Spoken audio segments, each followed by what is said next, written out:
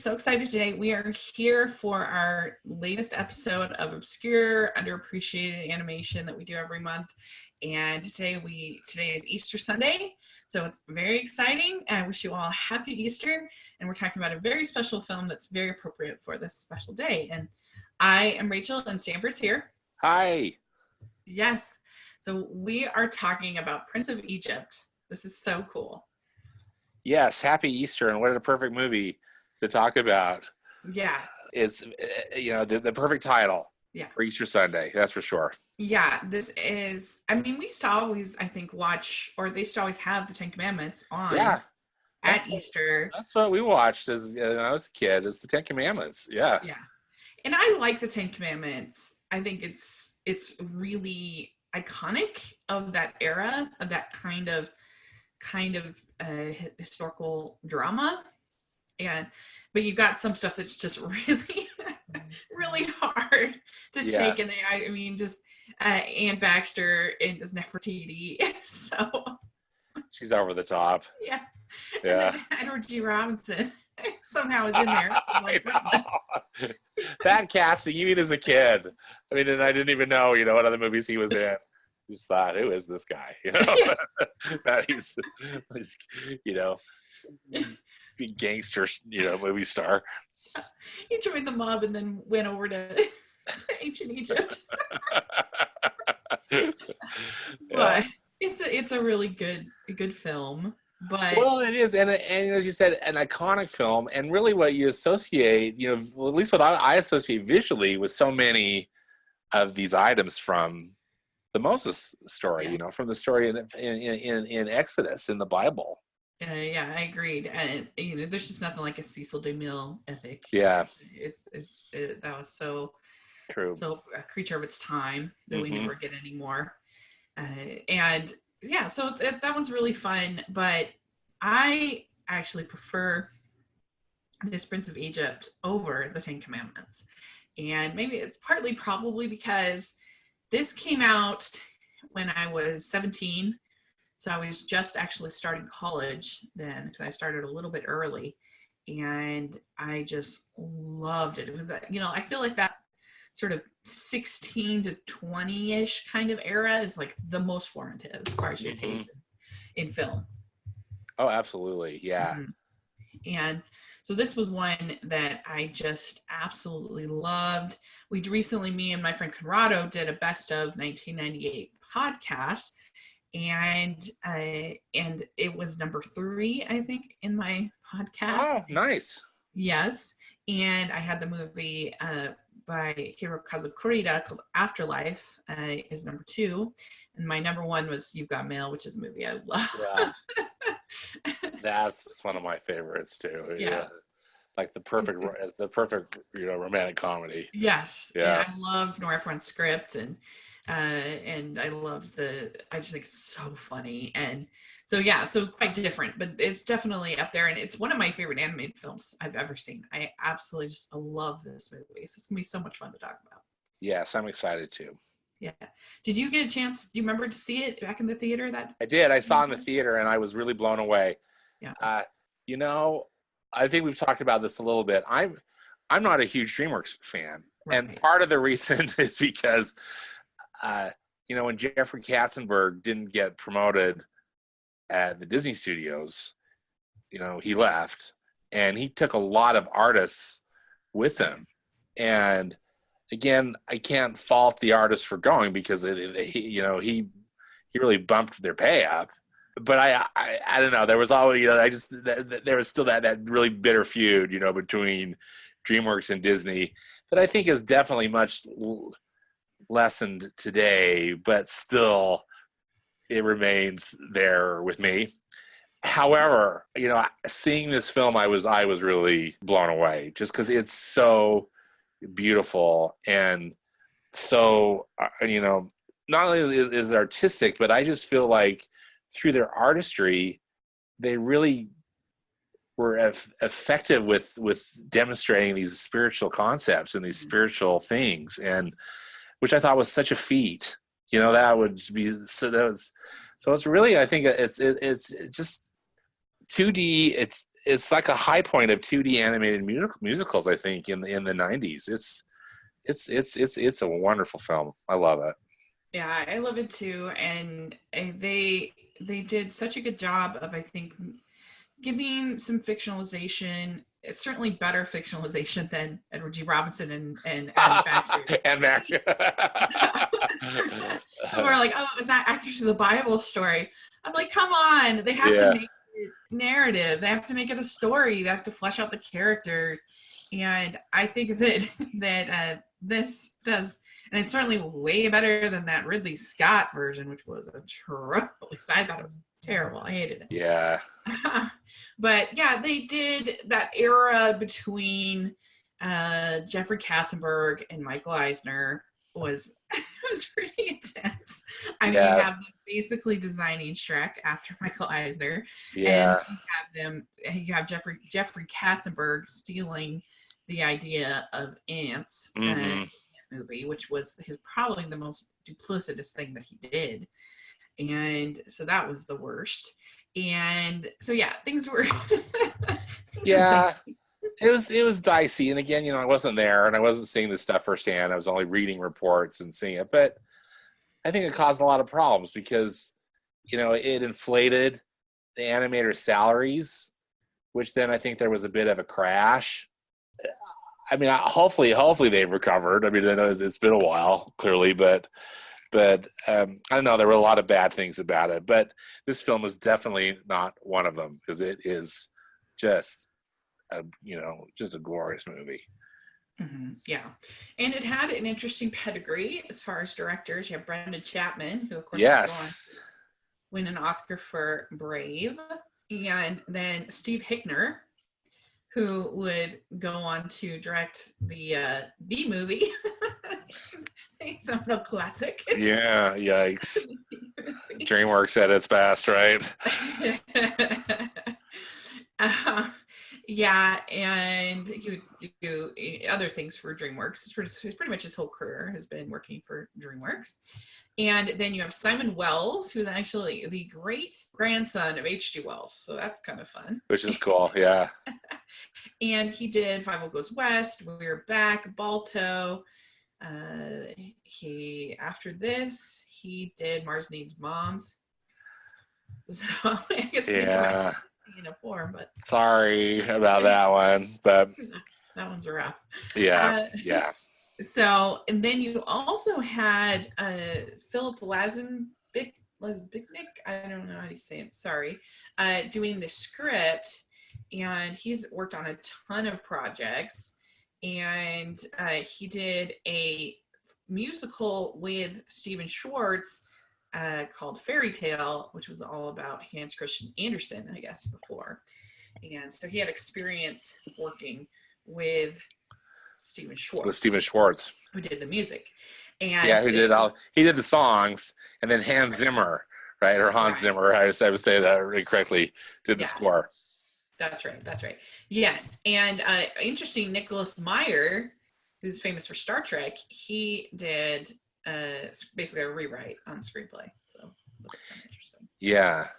And so, but the big standout here, aside from the animation, and we'll talk a lot about that, is, like you said, the music. You have Hans Zimmer. And I think that, I don't know.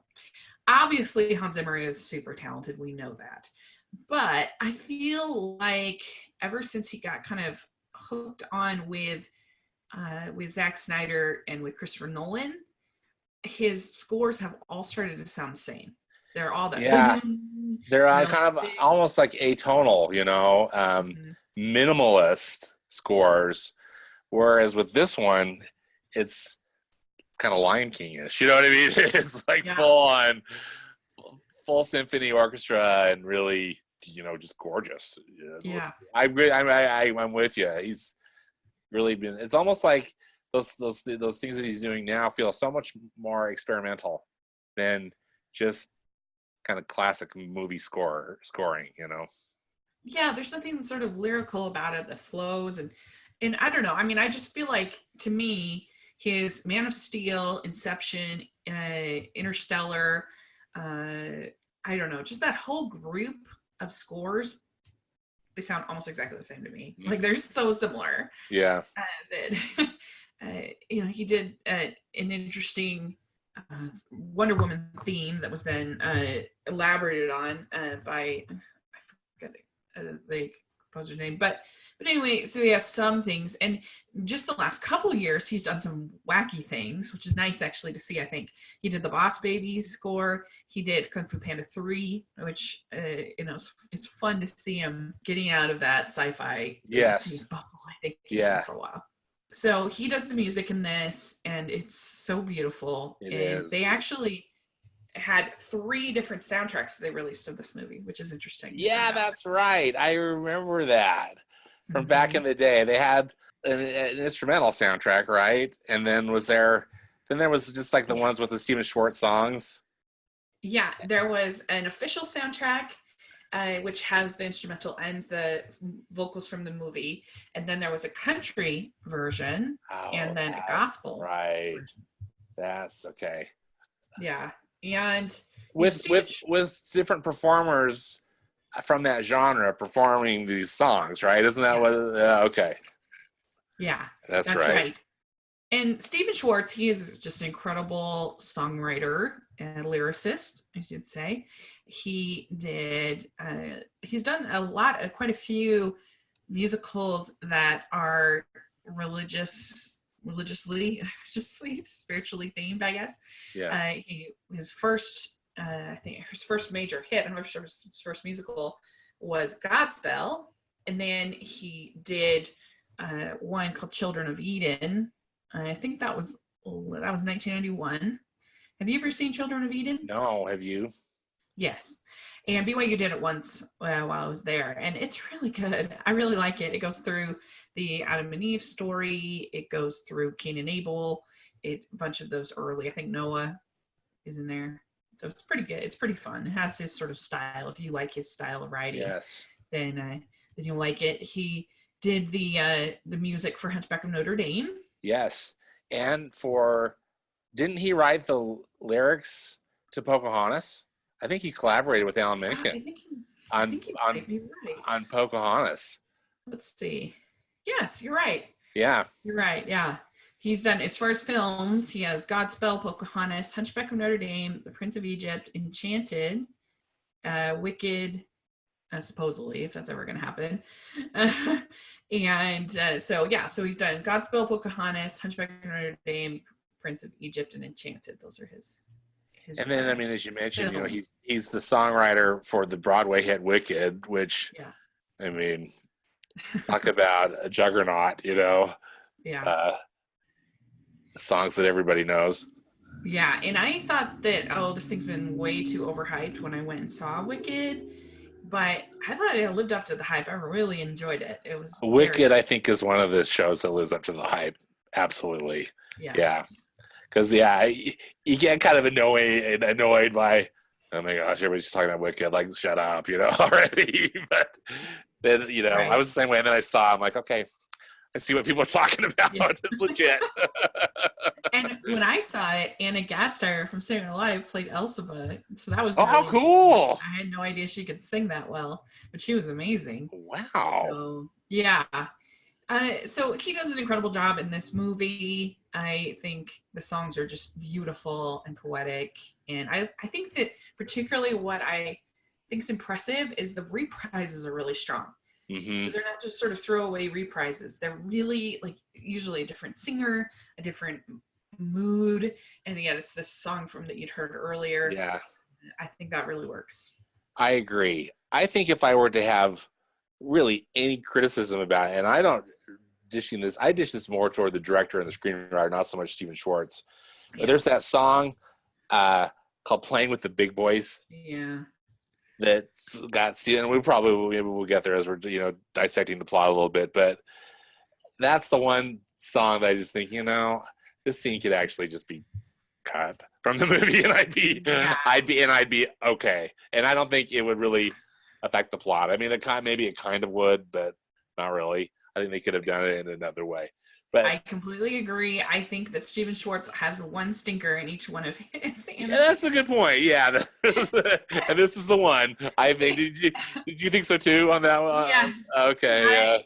I hate Mine, Mine, Mine, in Pocahontas. I think that song is the worst. And I really dislike the Gargoyles song. I think that is the worst in Hunchback. I And hate then that song. so I completely agree with you there. I also have one other, before we dive into the plot, my other weakness, I think, in this movie is I think that the voice cast is strong. I think they all do a good job, but it feels very modern. They didn't get I sometimes wish they'd gotten some more of a Shakespearean kind of cast and didn't worry about the big names. Because when you hear Sandra Bullock's voice in particular and Jeff Goldblum, those are the two I think are the most distracting. Yes, they do kind of pull you out of it. Yeah. Yeah. And there's no need. There's absolutely no need to have Sandra Bullock in this movie. Like, right. I don't know. It seems really a waste of money to me, but I don't know. It's just distracting. Mm-hmm. And that's a frequent problem with DreamWorks is these bloated celebrity casts that yes don't serve anything, don't have any purpose. They're not needed. So that would be my other big kind of flaw of this movie is this cast. But they did at least always get a singing and dubber or whatever for everybody, which I appreciate. Yes. Just stick with bad singing like Disney does sometimes. Yeah, and this music's so beautiful, it deserves a good singer. Yes. Yeah. So, all right. Well, it starts out with Deliver Us, and you see, I love the way that this movie, it just pans through the city. Yes. And you get a real sense of sort of movement too. I'm sure if somebody who understands things better than me would be able to tell you what kind of cinematography or whatever is used for that. But I just love the way it just sort of zooms through and you get this real sense of sweep and awe, and you get this immediate idea of what these people are dealing with, and that's a place. Yes, I agree with you. One of the things that I instantly love about that Deliver Us scene too is that, there's as the camera, the animation camera is sweeping through the big monuments, the Sphinx, and all that, and all these the pyramids and things. I mean, it looks real, but it's also very stylized, and I just like that approach that they keep it based in reality, but amp it up enough just to give it their own artistic touch. So again, it's not you're watching this story, but it's not like you're watching just an animated version of the Cecil B. DeMille movie. You're watching something different, and they do that throughout, and I love it. I just think it was a brilliant move, and kudos to those wonderful artists that created it.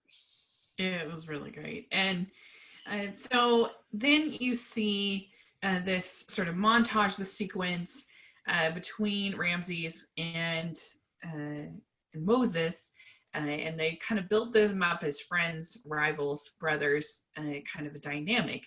And obviously it doesn't specifically say that in the scriptures, but I think it's a reasonable assumption that they were about the same age and they would come into contact. I don't think that is a wild, elaboration.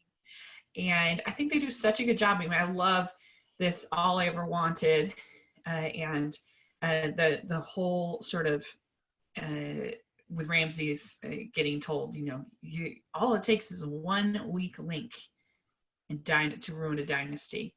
And so that's such a good way of sort of building up his character that he doesn't want to be the weak link, and scared of that. And so I think that they do in just a very short period of time with very little exposition. Yes, they do a ton of character building. I think so too, and again, super effective. That kind of race that they're having, with each other, to really, it just instantly demonstrates this brotherhood yet rivalry, and also it becomes its own thing. I mean, again, we're familiar with the story, but it's different, and it's not stupid.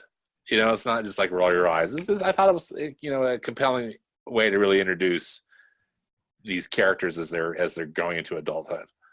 Right. Yeah, I agree. And so we get Moses is following this woman who ends up marrying, I forget her name, and Zipporah. Zipporah. Or Zipporah. I'm not sure how to pronounce and that so right. he ends up meeting, he ends up running into Miriam, who is Sandra Bullock, and Aaron. And she tells him that you are our brother, and of course Aaron's the whole time like, she's nutty, don't listen to her, kind of a thing. And she says, ask the man that you call father. And that's when we get the All I Ever Wanted reprise there of him realizing you see this whole hieroglyphics of what he did, what Pharaoh did, and the devastation of Moses realizing the man he saw his father was having to do something like that. Yeah, I liked how that was done with the hieroglyphic. I thought that was a really effective storytelling approach. Mm-hmm. Yeah, and then we get that he kills the taskmaster, and he can't hide it. And Ramses tries to say, we'll make it all right. We'll pretend it didn't happen, the kind of thing. And he's like, no, I can't do this anymore. And you see this like incredible sort of sandstorm that kind of follows him as he departs Egypt. I really thought that was great. Yes. Yeah. Especially with the music in that scene too. I know, right? I mean, the music just adds so much. As we were saying, it's Hans Zimmer at his full symphonic best, and it's so great, so moving, so emotional. It really adds to it. Yeah. Yeah, and it never sort of lays there long enough to kind of, I don't know, I feel like this is plenty comfortable for kids, because it's never things like whipping and things like that are done in just enough to kind of get the point, but not not in a vulgar way at all. Yes, agreed. Mm-hmm. So he ends up at the house of Jethro, who are there like Midianites, right? They're nomads, kind of the travel, I think. And and he scares off these sheep burglars, sheep stealers, and they welcome him into their house. And that's when we get a really effective montage, I think, which saves a ton of boring parts, because you get in the song through Heaven's Eyes, you basically get their whole courtship between him and why am I always forgetting her name? I don't know. Zipporah, yeah. Zipporah. You get their whole courtship. You get them getting married. You get all this stuff, and the vocal performance is Danny Glover, but then the music, the singing is Brian Stokes Mitchell. Mm-hmm. Awesome. And I believe he's uncredited, but we all know it's him. He's kind of used that song. I think he sings it in concert and whatnot. It's such a were you in the Tabernacle Choir when he sang with them? No, but he's coming this summer. He's performing in May. Well, I guess not this summer. It's May 10th. It's commemorating the Golden Spike sesquicentennial, and he and Megan Hilty are going to perform with a concert with the choir. I'm really excited. Yeah, I think he's come for a Pioneer Day concert. And I think he's saying, I can't remember if he's saying, he might have sang the song, I was thinking he was at a Christmas one. He did, and it was before my time. Oh, okay, yeah. But he's been back once or twice since then. But anyway, I digress. The Golden Spike always makes me laugh, because when I was, I think, in 5th grade, that our teacher, she built this up as this incredible thing where we go to the Golden Spike, and literally like almost every unit somehow involved. It was like parts of crafts, parts of English, parts of history, parts of everything. It was a huge theme for the whole year. It was railroads and Golden Spike. And I was so excited for this field trip. And we went, and I was just like, oh dear. It's a whole lot of nothing. Some train tracks. Did they at least do a reenactment while you were there? there was some kind of presentation, but I was just like, I've never been disappointed in my life.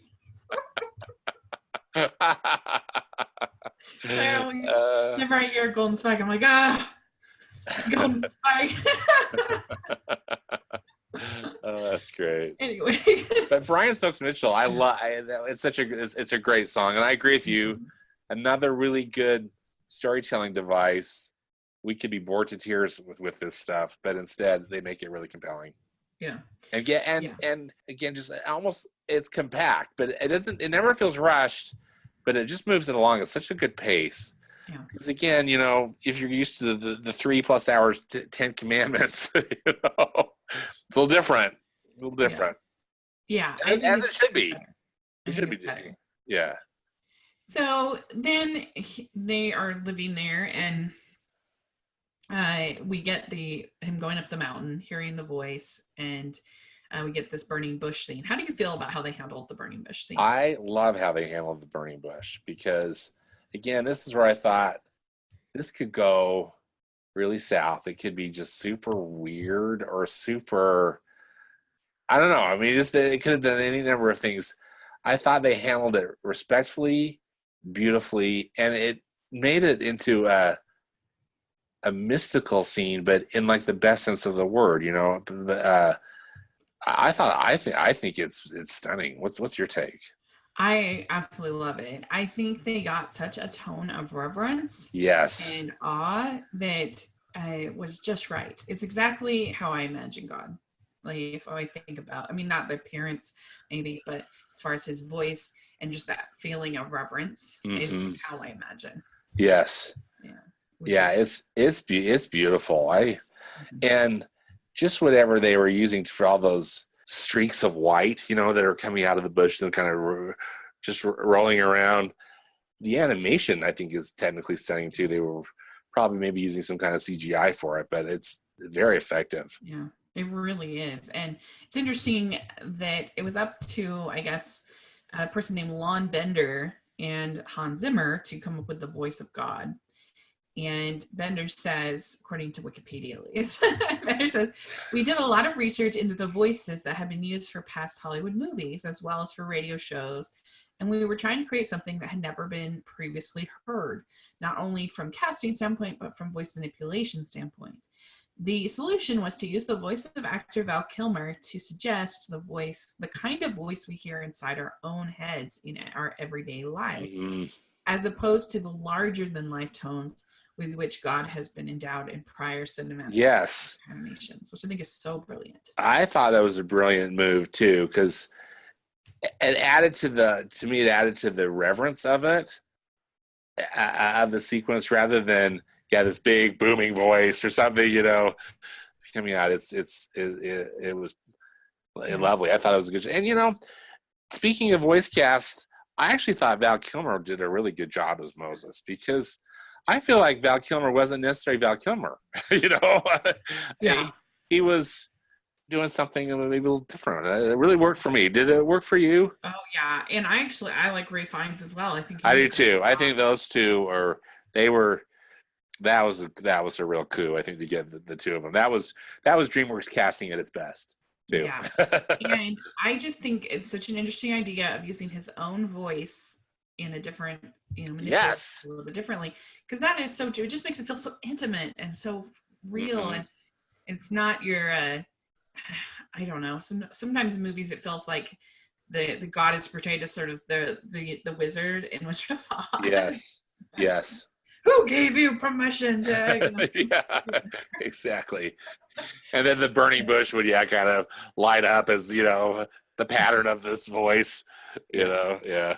The Ridley Scott one is even worse, because God is like this 10-year-old petulant boy, and I don't know what they were thinking with that. I have no idea. It's the weirdest thing.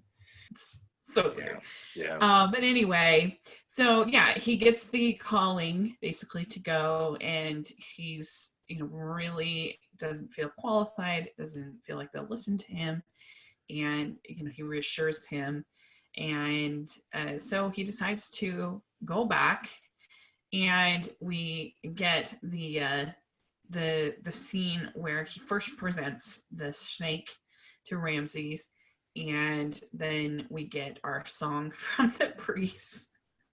Yeah, that song, which, again, I understand where they're going with it as far as, keep moving the story forward, but it's not a great song. And I instantly went back to the Gargoyle song and Hunchback too. It's just where it took me, just because it's really, I think it's out of place. Yes, I agree. If your thoughts on your movie about ancient Egypt is to cast Martin Short and Steve Martin, right? Hold off on that thought. Exactly, because I had forgotten that this part, and then the character shows up, and I think, wait a minute, that's Steve Martin. Wait a minute, that's Martin Short. And then it all kind of started coming back to me, like, oh no. Yeah. It's the comic relief in a movie about Moses, not a good idea. No. And you didn't need it. Like, kids are fine. Like we talked about with The Sign of the Sea, that's a movie with really heavy themes. And there are a few little moments of humor, but for the most part, it's a pretty sad movie. And kids are fine with it. They're fine. So we don't need the comic relief scene. Yeah. If you've done your job, I think, in other parts. So anyway, that's that. Moses gives back the ring that Ramses had given him. And then Ramses says, I will not be the weak link. I will not let your people go. Yeah. And then we get a sort of confrontation between Aaron and Moses, where Aaron is upset because they've had double the work put upon them. And Miriam says, I thought a really great little line here. She says, Moses, hear what I say. I have been a slave all my life, and God has never answered my prayers until now. God saved you from the river. He saved you in all your wanderings. And even now, he saves you from the wrath of Pharaoh. God will not abandon you, so don't abandon us. And I thought that was beautiful. I agree. That's a really good line from Miriam, and again, it didn't need to be Sandra Bullock giving it, but she did a good job giving you that line, I thought. But, yeah.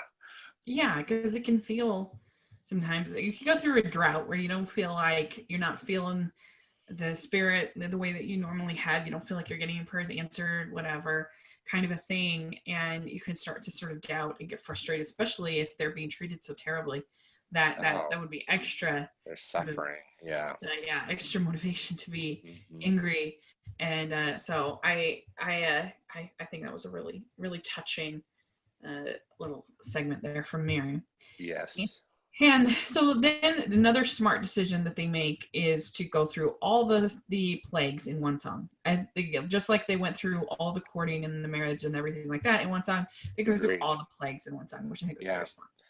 I thought it was really smart. And again, such tremendous artistry as they're going through I think how they animate the plagues. Because again, I think that they keep it artistic and beautiful and family friendly. You get what's happening, but it's not like, I don't think it's necessarily going to give a kid a nightmare, really. But it's still, it's scary. I remember being absolutely wowed by that scene too when I saw it in the theater and was reminded of how good that sequence is in this film too. Really, really good. It's brilliant. And you get a brief scene between Pharaoh and Ramsey, where he says, "Please, please," and I think it's Pharaoh who says, "Why can't things be the way that they were before?" And then his child comes out, and he basically says, "One must wonder why someone would want us, or why God would want us to go through all of this." And they're I think that's an effective conversation between the two of them. You really see their points of view and why they're doing what they're doing. Yeah. And it makes sense as opposed to just sort of a bad guy. Yeah. Their perspective. Yes. And he says, "Please, there shall be a great cry in Egypt such as there never has been before." And then he says, "Ramses, you bring this upon yourself." And that's when we get the final plague, which, of course, any of the homes that don't have the lamb's blood around them get the firstborn gets killed. And I think the way that they do that is very haunting, but also strangely spiritual. I know, right? Yeah. that's what I thought too. Was like, how are they making this spiritual? And you feel the the gravity and the sadness of it, but also just like the inevitability of it, because Pharaoh or Ramses is not budging. Mm-hmm. Yeah. And they also, I think, do a nice job with Ramses and his son, just establishing his love for his son, just so you know that it's going to be that extra blow to him, when he loses his son. Again, effective storytelling, yet again. Yeah. And you see, Ramses with his son covered with the cloth. Yeah. And that's when he tells Moses, take your people away, never want to see him again. And so you get the When You Believe is one of our last songs. And it's all the people of Israel that are gathering together to leave. Isn't that an amazing scene, too? So good.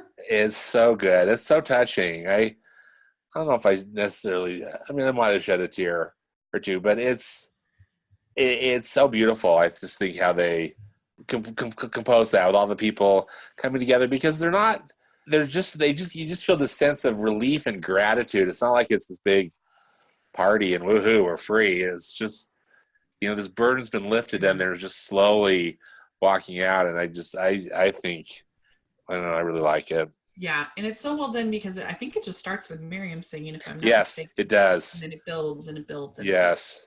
So it's this huge. So it's a huge choir that's singing it, and it's gorgeous, and it's such a great song too.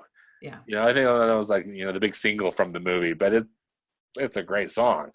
Mm-hmm. Yeah. Yeah, and it won the Oscar for that year for Best Original Song with Whitney Houston and Mariah Carey. So those two buried the hatchet and sang this duet together. Yeah, I didn't know they were feuding, huh? But I don't know if they were necessarily feuding. I don't think that they were necessarily friends. Close. That makes sense. But, and so then we get the pillar of fire, because of course Pharaoh does send his armies after them, and I love the animation on that fire. I think it's gorgeous. Oh, that whole this whole really final sequence between the pillar of fire and then the parting of the Red Sea. Yeah. This is where animation is such a perfect medium for this story, right? Because again, they amp up the artistry of it, and but it feels so visceral and really so real, even though it's very exaggerated. But oh wow, I'm with you. I love it. That pillar of fire is so exciting and so amazing.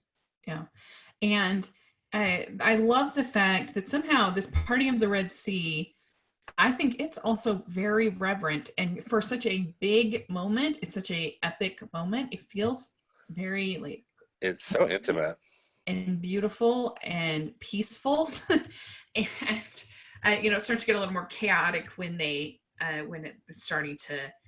They're trying to get out when Pharaoh's armies are trying to kill them, but I don't know. I just love the expression on Moses' face. I love just the moment when he puts his staff into the, and then opens the Red Sea.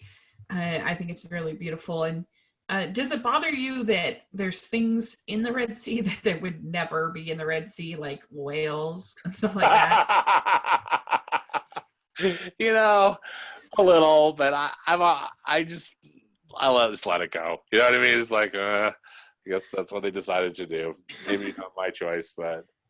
Yeah, I don't mind it at all, because I just allow a little bit of artistic license. Yeah, exactly. And it's just, and they did it in a beautiful way. So I was like, okay. Then that's basically the final scene of the movie is Miriam, or Zipporah says to Moses, look at your people, they are free. And then you get a little bit of a deliver us reprise, which is so nice. Well, it is. And then, at the very end, that final shot, Moses is coming back down from the mountain with the 10 Commandments, the two tablets with the 10 Commandments. And I thought it was a brilliant way to do it, because they didn't go all Cecil B. DeMille on us. They're just showing this particular part, and it's a really effective way to end the movie, I think. Yeah, because I think it would make it too unlikable to have like Aaron making the golden cat, all that stuff. Like it's just we don't need it. We don't need it. Yeah, I'm with you. So that was smart. So there you go. That was Prince of Egypt, and I just love it. I think it is just such a beautiful, peaceful, inspiring story. It's probably my favorite faith-based film that I've ever seen. It's definitely up there, that's for sure. Yeah. And I don't know, I just think it's so beautifully animated. It was actually in my top 10 favorite animated films that I did like 3 or 4 years ago. Oh, nice. Yeah, I had it as like number 7 or number 8, one of the others, with Song of the Sea and Secret of Nim were like my 7, 8, 9. So something I really love.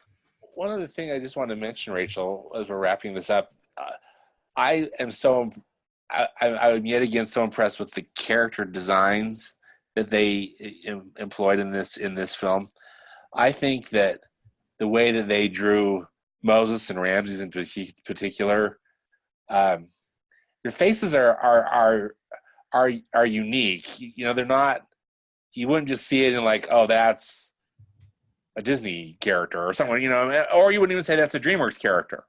It's really its own thing, and I think they pull particularly, well, I guess out of both of them, but I think really out of Moses, the animators do such a good job of acting with how they draw him, his face, because his face has to carry so much emotion and the weight of it all, and I think that they really ace it. But I like all the character designs. I think Zipporah is good, and Miriam and Aaron. I mean, some of them are kind of cartoony, how they an exaggerated oval or something, with their face, or some with their hair or beard or whatnot. But still, though, I thought that they were unique, and I liked it. What was Yeah. I agree completely, and it was not an easy task to keep Moses likable, who starts out with the way that he is, and you're kind of rooting for Ramses at the beginning. Yes. But they really have dynamic characters in this movie, and I always appreciate when a movie is rich in characters, so it's not just focused on the one lead hero, but you get to feel something, an attachment for even minor characters. I think that they do a great job with this, and I just and I love the music. I think it's so beautiful, and so yeah, I think it's great. So I got some responses. I asked on Twitter for thoughts on Prince of Egypt, and a whole bunch of responses. So I have Joe Tefano says, the burning bush scene always gets to me. Daniel at Royal Screw Up says, better than every Pixar. And his wife says, Mr. says, Daniel may or may not have gone on an epic rant about this movie in our underrated animated videos. Check that out. So Andrew Garrison says, interesting that you would be talking about the film around this time. Let's just say we're in agreement again, underappreciated. And MC Myers says, what I like most about it is that it wouldn't be made today. It's huge, expensive, like old epics. It hinted at animation being treated like regular movies. Not crazy about all the casting, though. I can't think of anyone less appropriate for a biblical Egypt than Steve Martin. And we have Michelle Benson says, second best DreamWorks film after How to Train Your Dragon. We have Adam Acon689 says, DWA's DreamWorks animation's best. Richard Souther says, loved it. Beautiful story, music, and animation. Movie Mation says, the Parting of the Red Sea scene blows me away every time I see it. The scene where God talks to him is incredibly well done and has outstanding opening. The soundtrack is also outstanding. It's an incredible film. And then Connor Johnson says, my favorite animated feature from DreamWorks Animation. It's in my top 25 favorite animated features of all time. And so, yeah, people love it. Yeah. And you can't blame them. Nice to hear. No, you can't blame them at all. So, All right. Well, let us know what you think of this movie. Is it a favorite of yours, or do you prefer the Charlton Heston version? Or maybe you're a wild card and you prefer the Ridley Scott. Let us know in the comments section or on Twitter. That would be really fun. And we'd really appreciate it. So, Stanford, where can people find you? All right. I'm on Twitter at Stanford Clark. And I also have a movie blog and podcast at moviespastandpresent.com. Great. And I'll have all the information in the description section. And you can follow me at Rachel's Reviews on iTunes and on YouTube, all of our social media. And if you're listening on iTunes, if you can give us a ratings and reviews, we really appreciate it. And if you are listening on YouTube, if you can give us your thumbs up and subscribe to the channel, we really appreciate that too. And let us know if you have any suggestions for what we can do for underappreciated obscure animation. We would be very grateful and very curious for your thoughts. So thanks so much again, and happy Easter. And yeah, this was so much fun. Happy Easter. Thank you. Okay, bye.